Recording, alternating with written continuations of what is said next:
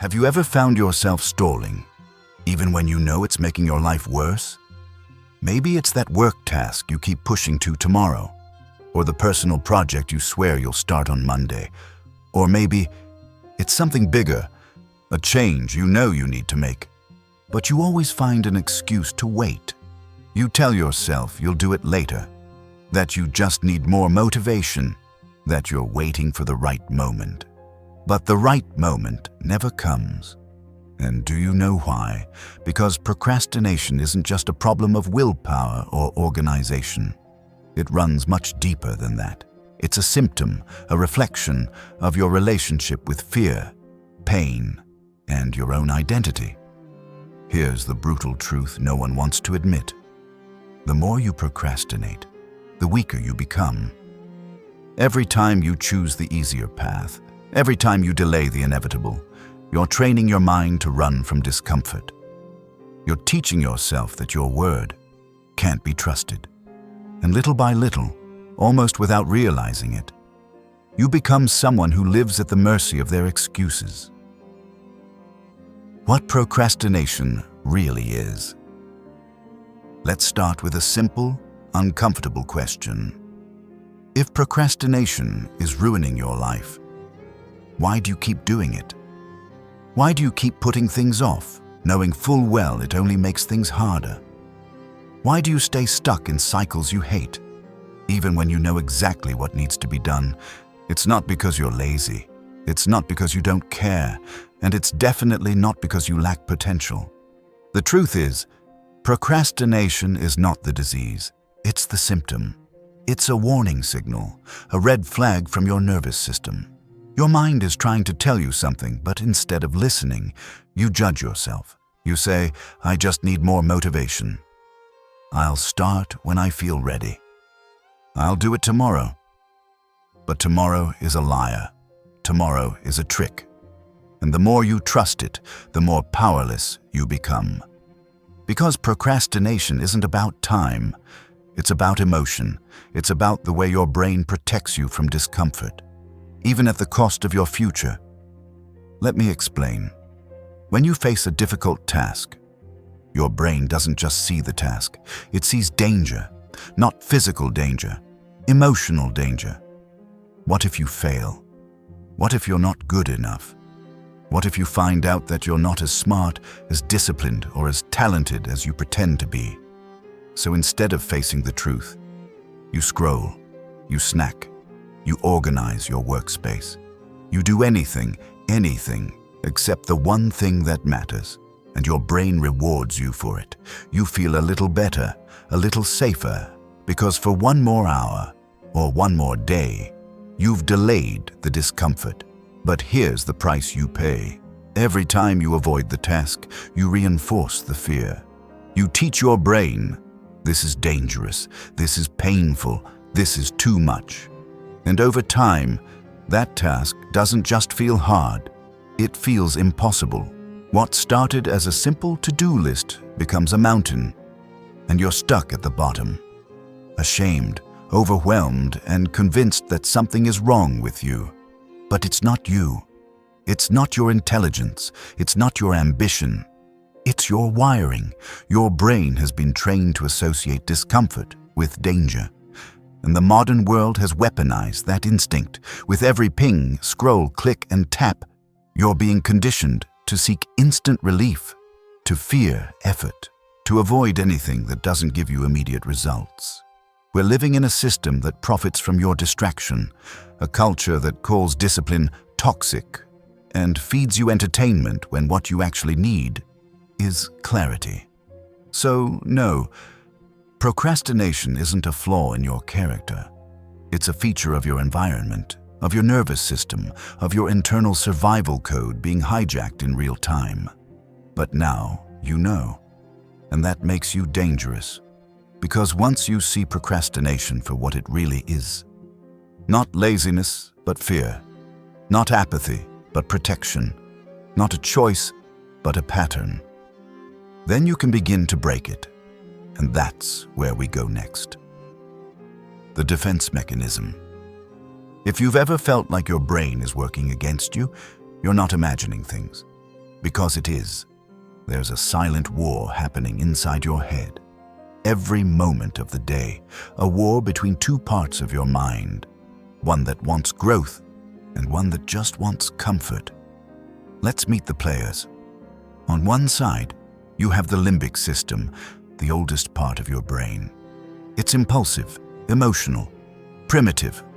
Its job is to keep you safe at all costs, to avoid pain, seek pleasure, and conserve energy. It doesn't care about your goals, it cares about survival. On the other side, you have the prefrontal cortex, the part of your brain responsible for logic, planning, and long-term thinking. It's the part that wants to build a better life, that wants to wake up early, go to the gym, finish the project, write the book, change the habit. But here's the problem. The limbic system acts first, fast, automatic, without permission. And if you're not careful, it wins before you even realize there was a battle. That's why you say, "I'll just rest for 5 minutes." Then wake up 2 hours later, still stuck. That's why you sit down to work, but somehow end up on your phone, watching videos you didn't even choose. You're not weak, you're hijacked, because your brain was not built for discipline. It was built for survival in a world that no longer exists. Thousands of years ago, the limbic system kept you alive. Avoid the wild animal. Rest when you're tired. Conserve energy when food is scarce. But today, you're not running from predators. You're running from emails, from hard conversations, from the fear of failure, from the discomfort of doing something difficult, and your brain still reacts the same way. It hits the panic button. It floods you with resistance. It says, "This is too hard. Let's just do something easier." And you obey. Because resisting this instinct isn't natural. It's not automatic. It requires effort. It requires awareness. But awareness is exactly what breaks the spell. Because now you can see it. Procrastination is not a character flaw. It's a neurological defense mechanism, a reflex, an automated system, your inner thermostat trying to regulate discomfort. But here's where it gets dangerous. Every time you give in, the system grows stronger. Every time you choose the easy path, you reinforce the belief that discomfort is a threat, and pleasure is the only safe way out. This is how habits are formed. Not just behavioral habits, but emotional habits. Avoidance becomes identity. You stop seeing yourself as someone who's struggling and start believing you're just a procrastinator. But that's the lie. You're not your limbic system. You're not your fear. You're not the part of you that runs. You're the one who decides, and that's the first step toward freedom. Seeing the pattern clearly enough to stop following it. Because the longer you stay asleep at the wheel, the more of your life you lose. And the people around you, the society you live in, they're not helping. In fact, they're profiting from your distraction. And in part 3, we'll pull back the curtain and expose how the modern world was built to keep you stuck. The identity crisis. Here's a harsh truth most people never realize. Procrastination is not just a behavior. It becomes your identity. Let that sink in. Every time you delay, every time you say, "I'll do it tomorrow," you're not just pushing away a task.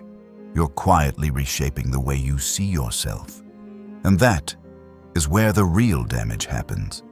Because once a habit becomes who you think you are, breaking it isn't just difficult, it feels impossible. Think about it. How many times have you said, "I'm just not a disciplined person. I've always been lazy. I never finish anything"? You think those are observations, but they're not. They're beliefs, and beliefs shape reality. You've told yourself this story for so long that you don't question it anymore. And the more you repeat it, the more your actions begin to align with it. Because the brain hates conflict, it wants your actions to match your identity. So if deep down you believe you're someone who always fails, your brain will make sure you live that out, even if it means sabotaging you every step of the way. You'll stop early, you'll miss deadlines, you'll forget to start. Not because you're weak, but because your identity told you that's who you are. And here's the terrifying part. It feels safe. You stay stuck, not because it's fun, but because it's familiar, predictable, comfortable. And the moment you start to change, the moment you begin to act in a way that challenges this identity, fear shows up. Doubt creeps in. You think, what if I try and I fail? What if I'm not good enough after all? Because as long as you're procrastinating, you never have to find out. As long as you're waiting, the fantasy of who you could be stays alive. But the second you take real action, you risk destroying that fantasy and discovering the truth. And that is what you're actually afraid of. You're not afraid of the work. You're afraid of who you might be without the excuse. Because once the excuse is gone, you'll finally have to face the question, who are you really? Are you the version of yourself you dream about at night? The person you talk about becoming? The one with vision, courage, purpose? Or are you still clinging to the identity of the past? The one shaped by fear, by failure, by repetition? There is no in-between, and the longer you avoid that truth, the more your old identity locks itself in place like a cage. But here's the good news. Identity is not fixed. You're not born a procrastinator. You became one through repetition, which means you can become something else the same way. By acting, by deciding, by refusing to let your past version of yourself dictate your future. You are not your mistakes. You are not your delays. You are not your fears. You are what you choose to do next. In the next part, we'll look at how this identity is not just shaped by your mind, but by a world that is designed to distract, weaken, and control you. A world that profits when you stay small. Let's expose it. The brain in conflict. Inside your mind, a war is raging. And you don't even know it's happening. You feel the effects, the hesitation, the avoidance, the endless scroll of meaningless content. But you don't see the battle. You don't hear the swords clashing. You just feel stuck. But that stuckness, that resistance, it's not weakness. It's neurological warfare, because deep in your brain, two forces are constantly fighting for control. The limbic system and the prefrontal cortex, the ancient and the evolved, the primitive animal and the rational architect. Let's start with the limbic system. It's the part of your brain wired for survival, not success. It doesn't care about your dreams. It doesn't care about your goals. It only cares about one thing: avoiding discomfort. This system evolved in a time when discomfort meant death.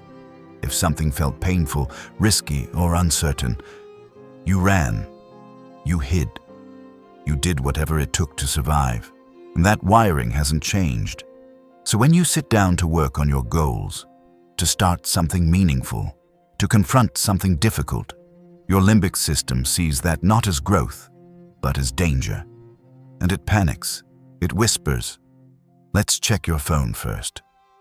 Just 5 more minutes of rest. We'll start tomorrow." It lures you into safety, into the trap of doing nothing, because doing nothing feels safe. But on the other side of the ring, there's a fighter, a voice that knows what's truly best for you. That part is your prefrontal cortex. It's the region responsible for long-term planning, reason, discipline, and decision-making. It's the voice that says, "Do it now. This matters. Keep going." But here's the catch. The limbic system acts first, fast, instinctual, emotional. It strikes before you even know you're making a decision. The prefrontal cortex? It takes effort, it's slower. It needs your conscious permission to take the lead. And in a world designed for distraction, most people never even hear it, because modern life is a paradise for the limbic system. Everything around you is built to reward impulse. The infinite scroll of TikTok, the instant buzz of a notification, the sugary dopamine of junk food. The comfort of Netflix autoplay, the illusion of productivity without discomfort. These things aren't random. They're engineered, designed to hijack your primal brain and keep it in charge. And the longer the limbic system leads, the weaker the prefrontal cortex becomes. It's like a muscle. Don't use it, and it starts to fade. Until you can't focus, can't commit, can't act without a flood of distractions. And suddenly, you're not just procrastinating. You're a prisoner in your own mind, pulled in every direction except the one that actually matters. But here's the most important part. You can rewire this. You are not doomed. You're not broken. This battle isn't over. It's just been one-sided. Now it's time to fight back. Because once you understand the biology behind your delay, you can override it. You can train your prefrontal cortex to take command, to act even when the limbic system screams for escape, to build the life your deeper self has always wanted. In the next part, we'll reveal how this internal battle connects with an even bigger threat. A world designed to distract you, to keep you busy, scrolling, entertained, but never fulfilled. Let's expose the system next. Self-sabotage and the fear of failure. Why do you procrastinate? Not the surface-level reasons. Not, I'm tired, or I'll do it later, or I need to be in the right mood. Those are masks. Let's go deeper, because at the core of every delay, every excuse, every cycle of avoidance, lies one thing: fear. But not just any fear. Not fear of spiders, heights, or loud noises. No, this fear is quieter. It wears disguises. It hides in your routines. It whispers in your mind like a friend, when in reality, it's the very force destroying your potential. This is the fear of failure, and its weapon is self-sabotage. Let me ask you something. Have you ever had a goal you truly wanted, but every time you got close to working on it, you suddenly felt the urge to clean the house, to organize your desktop, to just watch one more video, to open your phone just for a second? That's not random. That's your mind pulling you away from the one thing that could change your life. Why? Because if you start, you might fail. And failure means pain. Not physical pain, something worse. Ego pain, identity pain. Because deep down, you've told yourself a story. I could be great if I really tried. I'd succeed if I wasn't so busy. One day, when I'm ready, I'll prove it. That story protects you. It gives you hope. It lets you live in potential, but the moment you take action, the illusion dies. Because if you actually try, and you fail, then you'll have to confront the possibility that maybe you're not who you thought you were. And that thought, that tiny crack in your self-image, it's terrifying. So your brain steps in, not to help you succeed, but to keep you safe. Safe from embarrassment. Safe from judgment. Safe from the discomfort of realizing you still have a long way to go. And so begins the sabotage. You wait for the perfect moment that never comes. You convince yourself you need just a bit more time. You make excuses sound like logic. And here's the cruel part. You believe it. You believe your own lies. Because they feel better than the truth. That you're scared. That you're avoiding responsibility. That you're playing small to protect your ego. But let me tell you something you've probably never heard before. Failure is not the enemy. Perfectionism is. Because perfectionism is a lie your fear tells you to keep you from beginning. It says, wait until it's perfect. But perfect never comes, and you stay stuck. Do you want to know how people actually succeed? It's not because they were fearless. It's because they failed so many times that failure lost its power. They rewired their minds to see mistakes not as a reflection of identity, but as fuel for mastery. So let me be direct. You will fail. You will fall short. You will feel uncomfortable. But that is not a problem. That is the path. Because the real failure isn't falling short, it's never starting, and every time you procrastinate, you strengthen the voice that says you're not ready, you're not good enough, you're not capable. But here's the truth. You don't need to be ready. You just need to begin. Every step you take, no matter how small, is a declaration.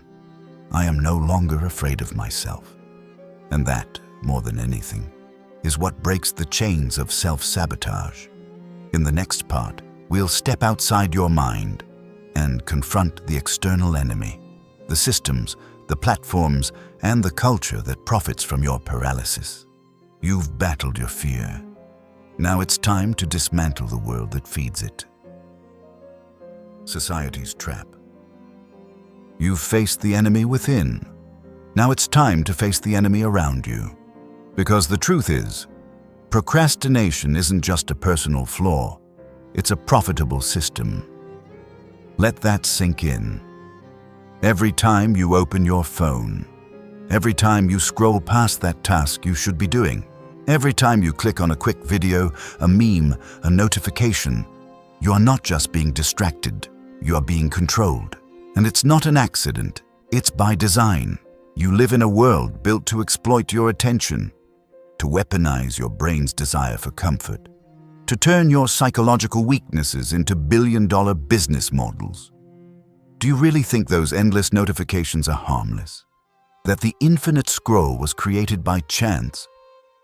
Number, it was engineered, tested, optimized to hijack your limbic system, to bypass your prefrontal cortex, to keep you stuck in a loop of craving, clicking, and consuming. Every minute you spend trapped in distraction is money in someone else's pocket. You become a product, your focus, your time, your future, all sold to the highest bidder. Think about it. Social media thrives when you don't take action in your real life. Streaming platforms succeed when you binge, not build. Ads are more effective when you're insecure, distracted, and passive. This system doesn't want you strong. It wants you tired. It wants you uncertain. It wants you paralyzed by your own habits.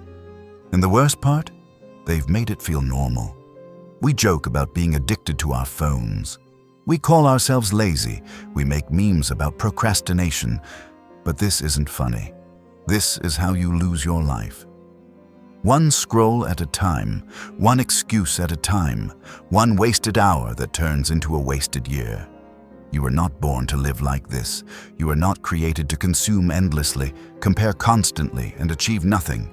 You were made to create, to grow, to contribute, to become something real. But none of that is possible if your mind isn't yours anymore. So ask yourself, who benefits from your delay? Who wins when you lose focus? Who profits when you doubt yourself and numb the discomfort with distraction? Now ask this. What if you just stopped playing their game? What if you fought back? Not with anger, not with slogans, but with something far more powerful. Action. Because in a world built to keep you passive, taking action is rebellion. Turning off the noise is resistance. Reclaiming your time is war. And building something with focus, purpose, and intention, that's revolution. In the next part, you'll learn how to do just that, with tools that work not just today, but every day you feel yourself slipping, because now you understand the trap. And once you see it, you can't unsee it. Breaking the cycle. Now that you see the trap, the question becomes, how do you break free? Because awareness alone is not enough. You can understand everything. How your brain works, how fear manipulates you, how society profits from your inaction. And still, stay stuck. Why? Because cycles don't break from knowledge. They break from movement. And that's where most people fail. They wait to feel ready, to want to change, to be inspired. But real change doesn't come when you're ready. It comes when you're done making excuses, done surrendering your days to distraction, Done telling yourself that tomorrow is the day. Because here's the truth. You will never feel ready. Not for the first step. Not for the hard choices. Not for the discomfort that comes with growth. The cycle of procrastination is like a spell. A hypnosis that convinces you just a little longer. Not yet. Maybe after one more video. Maybe when you're motivated. But you know where that path leads. It leads to regret, to wasted time, to potential buried under convenience. So how do you break it? It starts small, but it starts now. Here's the battle plan. 1. Kill the waiting mindset. Stop waiting for the perfect time, the perfect plan, the perfect mindset. There is no perfect time. There is only now. Act before you negotiate with your excuses. Start before your brain talks you out of it. Because every second you hesitate is a second your old self grows stronger. 2. Shrink the task. The enemy loves making things feel too big, too overwhelming, too far away. So destroy the illusion of everything. Just write one sentence. Just do 5 push-ups. Just sit at the desk for 5 minutes. Do less than you're capable of, but do it consistently. Because once you start, momentum does the rest. 3. Identity before outcome. You don't need to finish everything today. You just need to become the kind of person who starts. Every action is a vote for who you are. Want to be a writer? Write a line. Want to be fit? Do the reps. Want to change your life? Act like the person who would, even when it's hard, especially when it's hard, because confidence doesn't come from results. It comes from integrity, from keeping your word to yourself when no one is watching. 4th turn, pain into power. Understand this. Discomfort is not your enemy. It's your compass. It shows you exactly where the resistance is. And that's where your transformation lives. Every time you lean into that discomfort, you train your brain that you are in charge. The more you confront it, the less control it has over you. 5. No 0 days. From this moment on, promise yourself, no more 0 days. It doesn't have to be massive. It just has to be something. One step, one page, one push. Even if it's small, even if it's ugly, even if it's imperfect. Because momentum doesn't come from perfection, it comes from consistency. So now you have a choice. You can leave this video with inspiration and let it fade in an hour. Or you can start today, not tomorrow, not next week, not when you feel motivated. Now write that message, send that email, do that workout, face that task. Take the first imperfect step.